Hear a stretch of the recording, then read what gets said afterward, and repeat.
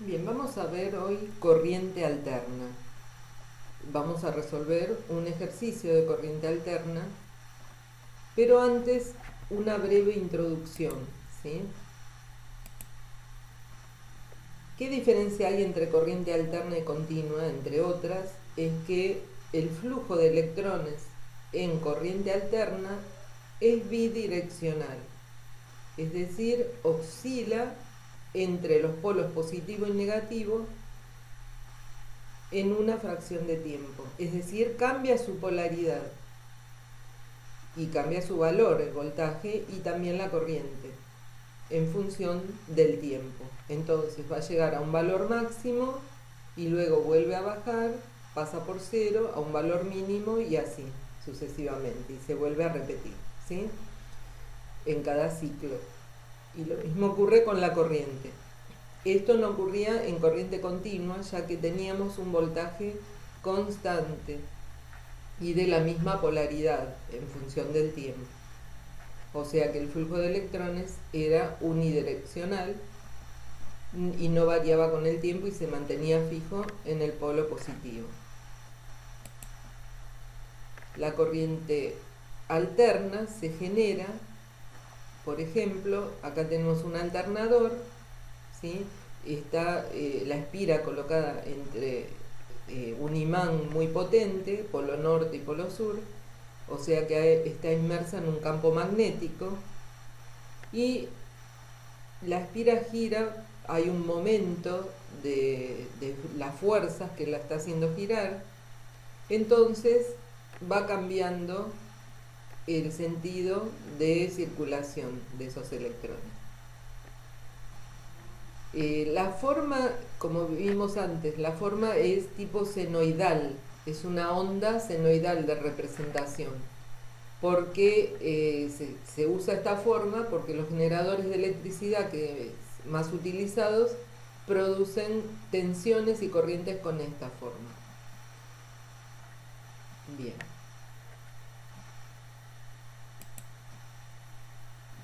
Entonces, si tienen esta forma senoidal, como una onda, vamos a ver que la corriente va a tener un tipo de onda, ¿sí? Los dos senoidal, pero la amplitud no va a ser la misma, obviamente. Entonces, vamos a tener dos ondas, uno de la tensión y otro de la corriente. Y esas ondas puede ser que estén o no en fase. ¿Qué quiere decir que estén o no en fase? Que las dos empiecen en el mismo tiempo, si están en fase, lleguen al máximo al mismo tiempo, pasen por el cero al mismo tiempo y así. Eso es en fase. Y desfasadas es que empiece una primero que la otra. Entonces van a estar desplazadas en radianes, en un ángulo. En radianes o en grados, ¿sí? Generalmente se expresan radianes. En este caso un ejemplo pusieron que como que esta onda roja está adelantada con respecto al azul en 90 grados. Recordemos también lo que era la frecuencia, que es la inversa del período y sería la cantidad de ciclos que se producen por unidad de tiempo. De una señal en alterna, la frecuencia se mide en hertz, que es 1 sobre segundo, o segundo a la menos 1. Y también lo que es la velocidad angular, que es la velocidad con la que va barriendo el ángulo, ¿sí? Entonces tiene que ver con la frecuencia también. Y esa velocidad angular es 2pi por la frecuencia. Y va a quedar expresada entonces en radianes por segundo. O también se suele expresar como 1 sobre segundo. Bueno, en alterna los circuitos van a tener una modificación a los de corriente continua. Se puede trabajar con integrales y derivadas o por medio de fasores. Bueno, nosotros lo vamos a ver por medio de fasores. ¿Qué son los fasores? Bueno, vamos a tener que relacionarlo con los números complejos, ¿sí? Los números complejos, si recordamos, tienen una parte real y una parte imaginaria. Bien, esos números complejos van a ser tipo vectores, ¿sí? Los llamamos fasores y van a girar con una cierta velocidad angular. Y vamos a hablar de impedancias. ¿Por qué? Porque en alterna vamos a tener otros dos elementos pasivos, que uno de ellos ya, o sea, en continua teníamos resistencias, que las resistencias también van a estar acá en alterna. También nombramos a los capacitores. Bueno, no es el mismo funcionamiento en continua que en alterna de un capacitor, pero vamos a tener capacitores y también bobinas. Esos elementos pasivos van a ser las impedancias. Vamos a ver cómo los vamos a transformar. Y esos fasores van a poder expresarse en forma binómica o polar, que son las formas que tiene de expresarse un número complejo. Bien, se puede trabajar con complejos o directamente hacer el gráfico y trabajar como si fueran vectores. De las dos formas se puede trabajar. Aquí tenemos entonces cómo sería en forma polar, que se pone el módulo del vector y el ángulo, y en forma binómica se expresan las dos componentes, y en alterna a la componente imaginaria se le pone el versor J.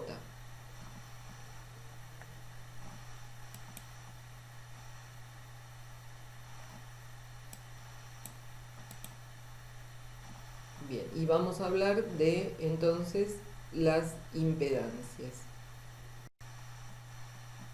Bueno, acá tenemos un circuito de alterna, ¿sí? La fuente de alterna, la forma de simbolizarla. Tenemos una resistencia, una bobina y un capacitor. Son elementos pasivos, ¿sí?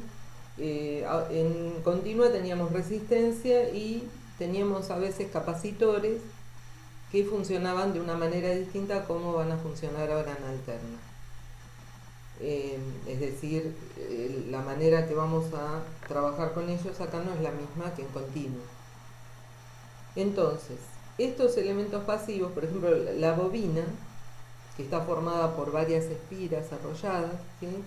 LL es la inductancia, L es la inductancia, que tiene que ver con la construcción, justamente con la parte geométrica de esa bobina, ¿sí? Cuántas vueltas tiene, qué área tiene, y se mide en Henry. Aquí está en milihenry. La capacitancia de ese capacitor, bueno, ya habíamos visto que se mide en faradios, y tiene que ver también cómo está construido ese capacitor, el área de las placas, la distancia que hay entre ellas, etcétera, si tiene o no dieléctrico, bueno. Pero estos tres elementos ofrecen resistencia al paso de la corriente. Por lo tanto, yo en alterna voy a tener que calcular la resistencia total, que la voy a llamar impedancia, que se va a expresar con la letra Z. Ahora, para poder sumar esas resistencias tendrían que estar todas en la misma unidad. La resistencia se mide en ohms. La impedancia también va a tener que estar expresada en ohms. Por lo tanto, vamos a tener que transformar a la inductancia y a la capacitancia, es decir, transformarlas a impedancias. Es decir, tenerlas expresadas también en ohms. Bueno, eso entonces es lo que vamos a ver. Es decir, van a ser reactancia inductiva de la bobina y reactancia capacitiva. Esas van a ser las resistencias de cada uno de esos dos elementos, que ahora vamos a ver cómo se calculan. Podríamos ver en la presentación, por ejemplo, aquí. Bien, acá está expresado cómo es la impedancia con la letra Z, ¿sí? Con un rectangulito, y obviamente dice que es la resistencia al paso de la corriente alterna, que es lo que estábamos hablando. Hay que hacer una salvedad. ¿Por qué? Porque vamos a tener, similar a un número complejo va a ser esta impedancia, es decir, va a tener una parte real y una parte imaginaria. La parte real va a estar dada por la resistencia eléctrica, que si lo graficamos estaría sobre el eje horizontal, ¿no? Supongamos eje X. La parte imaginaria va a estar formada por las reactancias que vimos recién de las resistencias al paso de la corriente de los dos elementos nuevos que tenemos, que son la bobina y el capacitor, o sea, inductivo y capacitivo. Y entonces nos va a quedar expresada de esta manera: la resistencia más las reactancias inductivas y capacitivas sobre el eje Y graficadas, ¿sí? No las podemos sumar porque están en ejes distintos, van a ser fasores ahora. Bueno, acá hay un ejemplo donde está la resistencia en el eje horizontal, y en el vertical estarían las dos reactancias, pero se restan. Ahora vamos a ver por qué se restan.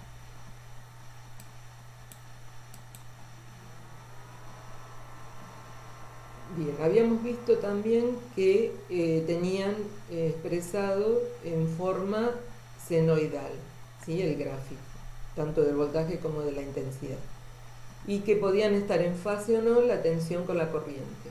Si el circuito es resistivo puro, van a estar en fase tensión y corriente. Quiere decir que estarían, la resistencia entonces estaría en 0 grados, ¿sí? O sea que tendríamos la intensidad y el voltaje sobre la misma dirección y sentido. Están en fase. Entonces la resistencia no va a estar desfasada, va a estar siempre a 0 grados. Bueno, en un circuito capacitivo tenemos que la tensión atrasa, la tensión que es la onda esta azul, atrasa a la intensidad, ¿sí? La intensidad adelanta la tensión, o lo que es lo mismo decir, la tensión atrasa. Si es puro, el circuito capacitivo atrasa en 90 grados. Entonces, cuando escribamos la impedancia del capacitor en forma polar, tendríamos que ponerle menos 90 grados, ¿sí? O lo escribimos directamente con menos J, es decir, hacia los I negativos. Y esta es la expresión para calcular esa reactancia capacitiva: 1 sobre la velocidad angular por la capacitancia. Vamos a un circuito inductivo en corriente alterna. Tenemos la bobina, la impedancia, y vemos que qué pasa en un circuito inductivo puro. Entonces la tensión adelanta, es la señal azul, adelanta a la corriente. La corriente atrasa o la tensión adelanta. Bueno, estamos diciendo lo mismo. Bien, entonces, si la tensión adelanta, si es puro, adelanta 90 grados. Entonces, en forma polar escribiríamos el valor de esa reactancia a 90 grados, o en forma binómica con el versor J positivo. Para calcular la reactancia inductiva, multiplicamos la velocidad angular por la inductancia.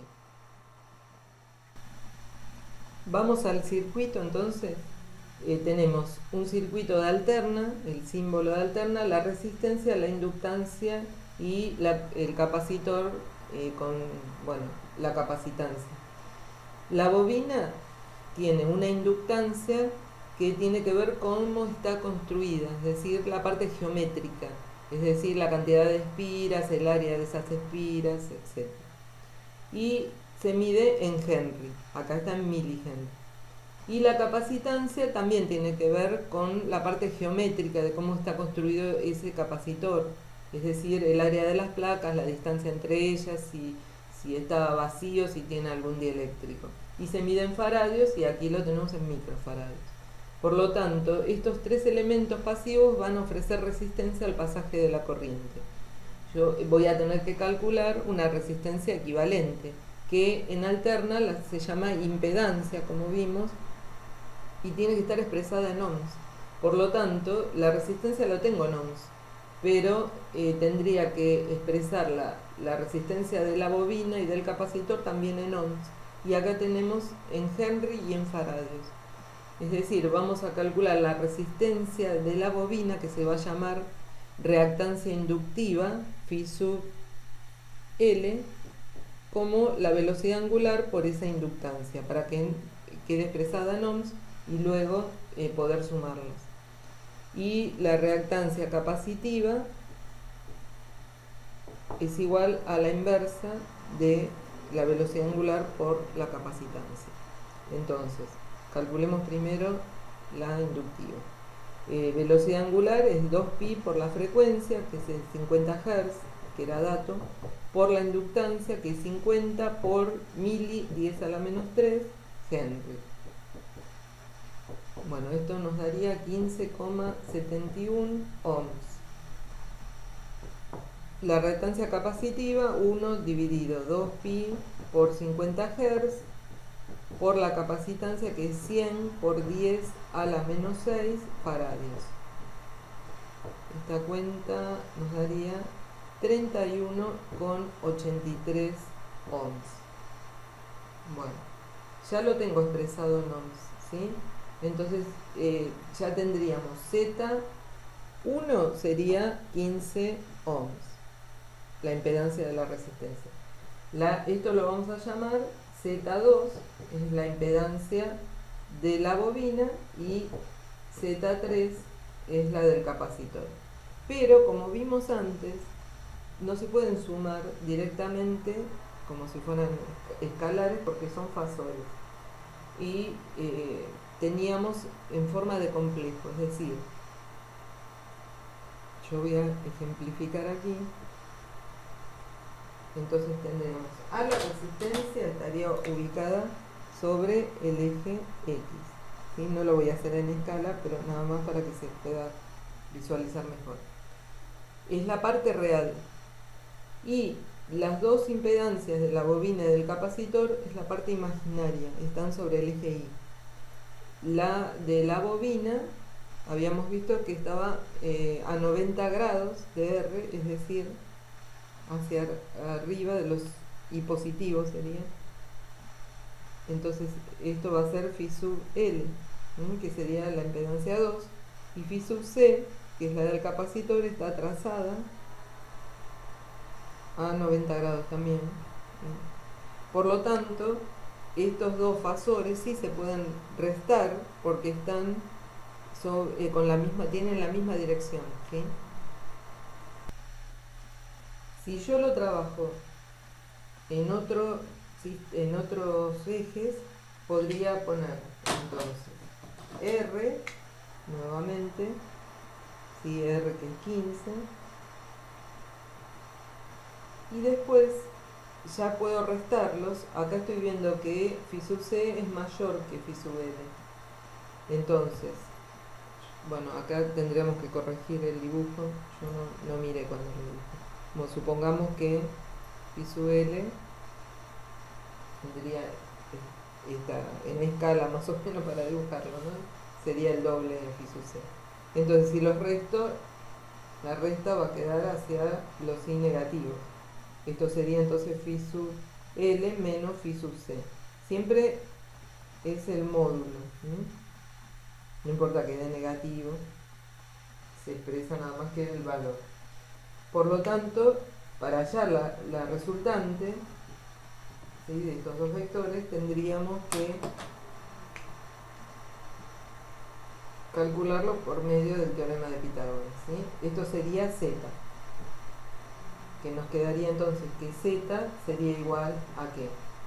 A la raíz cuadrada de R al cuadrado más, que sería uno de los catetos, ¿sí?, R, más la diferencia entre phi sub L y phi sub C al cuadrado, o sea, este sería el otro cateto, y de esa manera estaríamos calculando la impedancia, o sea, la resistencia de alterno.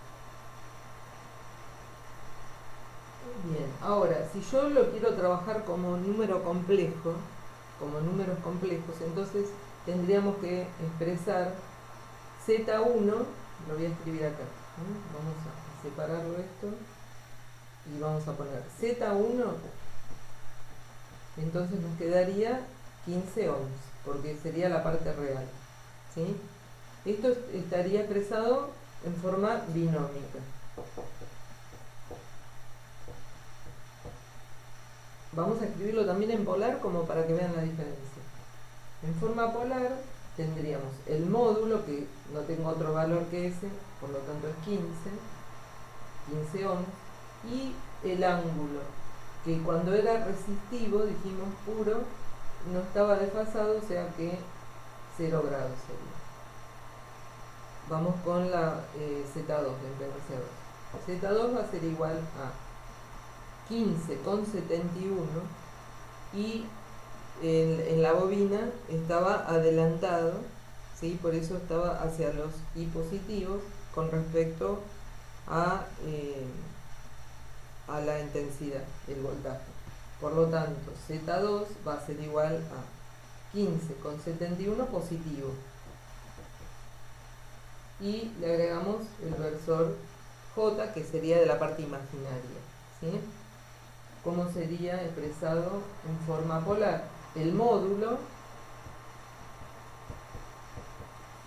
y los 90 grados que adelantan, ¿sí? Siempre la bobina, entonces, hacia los I positivos. Z3, que sería el capacitor, la impedancia del capacitor, está atrasado 90 grados, por lo tanto hacia los I negativos le tenemos que poner menos, 31,83 ohms J, y en forma polar, como nos quedaría, directamente quedaría el módulo. Recuerden que no hay que poner el signo cuando ponemos el módulo, pero acá ponemos a menos 90 grados. Bueno, y ahí los tendría expresados en forma binómica y en forma polar. No es que haya que tenerlo siempre en las dos formas, yo les estoy explicando para que vean cómo se trabaja con números complejos, ¿sí? Por lo tanto, de esta forma, ¿cómo haríamos? Directamente ponemos que Z, lo voy a escribir, Z, que sería la impedancia total. En este caso, como están en serie, se pueden sumar directamente como hacemos en continuo, como teníamos resistencia en serie. Entonces nos quedaría, lo voy a hacer en forma binómica. Cuando sumo el resto, conviene hacerlo siempre en forma binómica. Si hay que multiplicar o dividir, es recomendable expresarlos en forma polar, pasarlos a forma polar.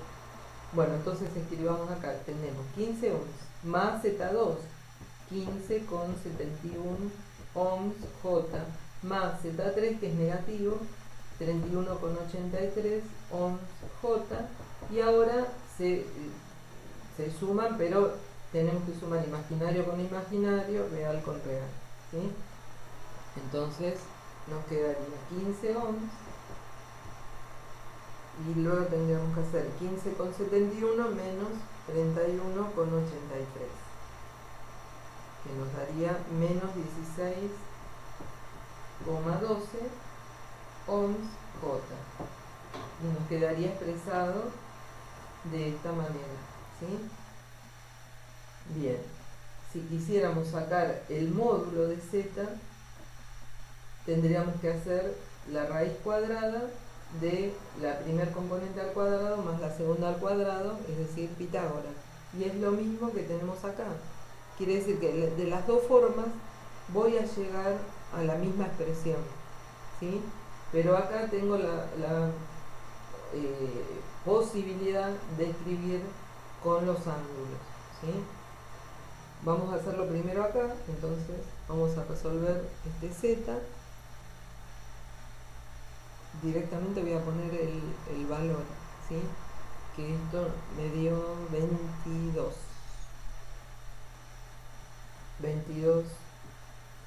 ohms, ¿sí? Reemplacé los valores, de pi sub e, de pi sub c. Bueno, y acá entonces habíamos dicho que Z módulo va a ser igual a la raíz cuadrada de 15 al cuadrado más 16,12 al cuadrado, no hace falta ponerle el signo, o si se lo ponen, esto va entre paréntesis y les va a quedar positivo igualmente, ¿sí? Bueno, tendría que dar igual 22 ohms porque es la misma cuenta. Y tendría que averiguar el ángulo para poder expresarlo en forma polar, porque acá me quedó expresado en forma binómica esa impedancia. Ahora, en forma polar, ¿cómo sería?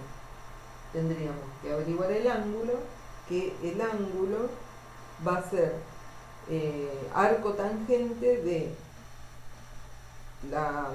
el cateto opuesto sobre el cateto adyacente, o sea, va a quedar la parte imaginaria sobre la parte real. Y es igual a arco tangente de menos 16,12 dividido 15.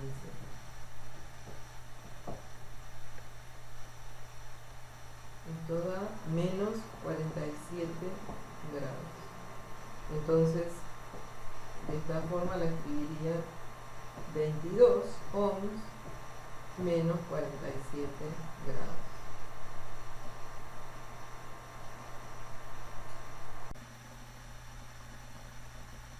Bien, ahora vamos a calcular la corriente que va a circular por este circuito. ¿Qué podemos utilizar? La ley de Ohm, igualmente que como en continua. Las mismas leyes de continua, la ley de Ohm, las leyes de Kirchhoff, se utilizan también en alterno, pero previamente se convierten en impedancias los elementos. Entonces, si trabajo, vamos a hacer de cuenta que no estamos trabajando con complejos, ¿sí? Trabajemos directamente con estos valores. Entonces, la intensidad de corriente, según la ley de Ohm, era igual a la diferencia de potencial dividido la resistencia, pero eso era en continua. Aquí tenemos impedancia, entonces sobre la impedancia total. Bueno, el voltaje era dato, 220 volts, dividido la impedancia total, que nos dio 22 ohms. Entonces, tendríamos que es 10 amperes. ¿Sí? Esta sería la intensidad de corriente. Bien, si trabajamos con complejos, entonces, como vamos a dividir, ¿sí?, el voltaje dividido la impedancia, vamos a trabajar en forma polar, que es más conveniente. El voltaje es 220 volts. Como no lo aclaran, bueno, supongamos que es a 0 grados.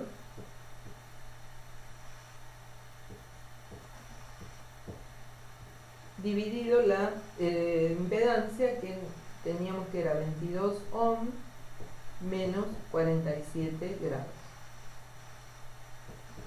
Esto nos va a dar también 10 amperes, como nos dio, o sea, tiene que dar lo mismo, ¿sí? Nada más que acá estamos indicando el ángulo. Y cuando se resta en forma polar, se dividen los módulos, cuando se divide en forma polar, creo que lo dije, se dividen los módulos y los argumentos, que son los ángulos, se restan, ¿sí? O sea que 0 menos 47, lo que daría un ángulo positivo, 27 grados. Entonces nos está diciendo que respecto al voltaje, la corriente está adelantada 47 grados, que es lo que habíamos visto recién en la presentación, que en este circuito es capacitivo. ¿Por qué? Porque phi sub C es mayor que phi sub L. En este caso es capacitivo. Y se comprueba acá porque en el capacitivo la intensidad adelantaba al voltaje. ¿Recuerdan? Que en el capacitor empieza a circular la corriente y luego se genera una diferencia de potencial. Bueno, también se puede calcular cuál es la caída de tensión a medida que la corriente pasa por cada uno de esos elementos pasivos. Entonces tendríamos que B sub R, es decir, la caída de tensión en la resistencia, va a ser igual a la intensidad de corriente. Esa intensidad de corriente que estamos calculando es eficaz porque el voltaje también que utilizamos para calcularlo es el eficaz por la resistencia. Esta nos va a dar la caída solamente en la resistencia. La intensidad era de 10 amperes por la resistencia, que es 15 ohms, es decir, 150 volts. Lo mismo hacemos en la bobina, ¿sí? B sub L va a ser igual a la intensidad de corriente por phi sub L ahora, es decir, 10 amperes por 15,71 ohms,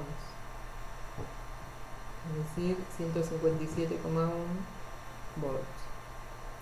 Y en el capacitor, entonces sería la intensidad de corriente por phi sub C, 10 amperes por 31,83 ohms, es decir, 318,3 volts.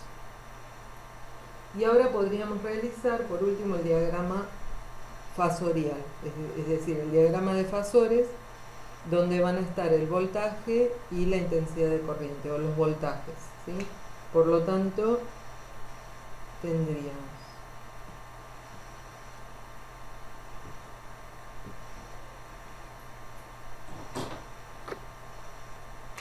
el voltaje en la resistencia,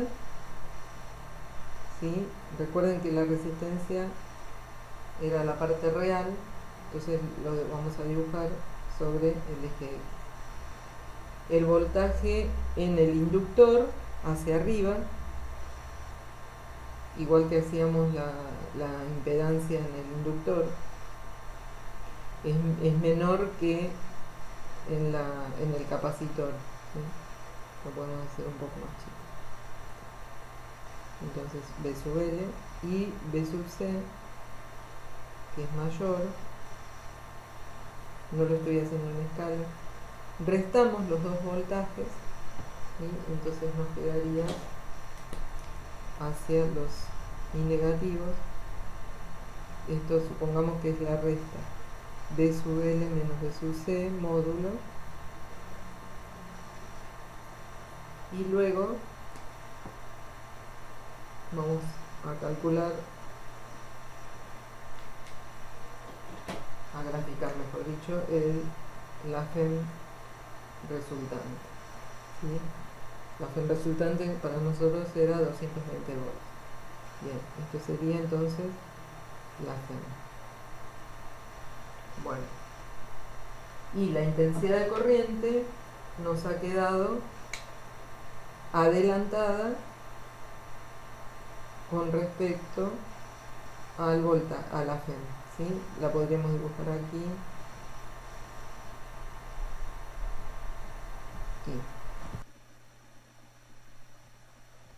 y el ángulo que forma la intensidad de corriente con la FEM es el que habíamos calculado antes, de menos 47 grados. Como se ve en el gráfico, la intensidad está adelantando a la FEM. Bueno, muchas gracias. Hasta otro ejercicio.